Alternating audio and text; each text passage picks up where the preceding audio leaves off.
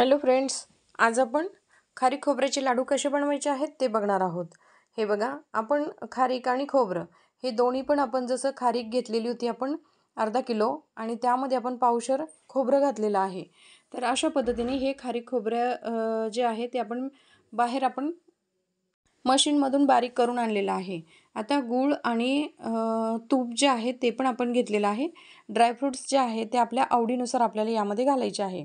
आता यामध्ये डिंक जर आवडत असेल तर तोही तुम्ही घालू शकता।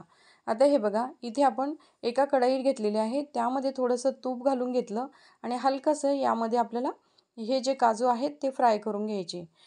काजू फ्राय झाल्यानंतर ते एका डिशमध्ये काढून घ्यायचे। त्यानंतर आपल्याला यामध्ये बदाम जे आहे ते फ्राय करून घ्यायचे। हलकीशी गरम करायचे, जास्त गरम करायचे नाही। तर हे बघा, व्यवस्थित आपल्याला हे भाजून घेतलेले आहे। आता हे मिक्सरच्या भांड्यामध्ये आपण घालून घेणार आहोत आणि याची एक बारीक पावडर तयार करायची आहे। आता यामध्ये तुम्हाला जे ड्रायफ्रुट्स आवडतात तेही तुम्ही यामध्ये वापरू शकता।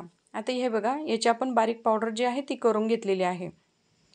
आता जे खारीक खोबरं आपण कुटून आणलेलं होतं त्यामध्ये ही पावडर जी आहे ती मिक्स करून घ्यायची। आता याचं जे प्रमाण आहे, तर आपण जसं की 1 किलो जर खारीक खोबऱ्याचं घेतलं तर आपण पाऊण किलो याला गूळ, पाऊण किलोला थोडंसं वरती हा गूळ घालत असतो। कारण काय होतं, याला जे आहे आवडीनुसार आपण यामध्ये गूळ जो आहे तो वापरायचा आहे।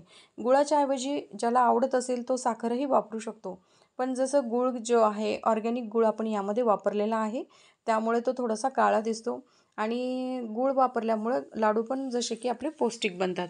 आता हे गूळ आपल्याला यामध्ये मिक्स केल्यानंतर हे परत मिक्सरच्या भांड्यामध्ये थोडं थोडं घ्यायचं आणि परत एकदा फिरवून घ्यायचं, जेणेकरून त्याचं लाडू जो आहे तो आपल्याला व्यवस्थित बांधता येईल। आता तूप जे आहे, तुपाचा वापर जो आहे आपल्याला आवडत असेल तर आपण करू शकतो, किंवा लाडू बांधताना जसं की थोडंसं जमत नसेल किंवा लाडू पटकन हे होणार नसेल तर गरम तूप जे आहे त्याच्यामध्ये 2-3 चमचे आपल्याला वरून घालायचे आहे। अशा पद्धतीने आपण सगळं साहित्य मिक्सरच्या भांड्यामध्ये फिरवून घेतलेलं आहे आणि त्यानंतर आपण लाडू बांधून घ्यायचा।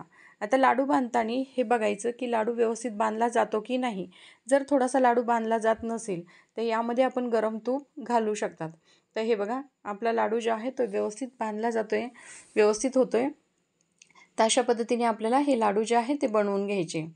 आता व्हिडिओ जर तुम्हाला आवडला, हे बघा अशा पद्धतीने आपल्याला लाडू बनवून घ्यायचे। असे सगळे लाडू आपण बनवून घेणार आहोत। तर व्हिडिओ जर आवडला तर व्हिडिओला लाईक करत चला, शेअर करा आणि आमच्या चॅनलला सबस्क्राईब करा। नवीन कुठले व्हिडिओज तुम्हाला बघायला आवडतील तेही आम्हाला कमेंट्समध्ये कळवा। धन्यवाद।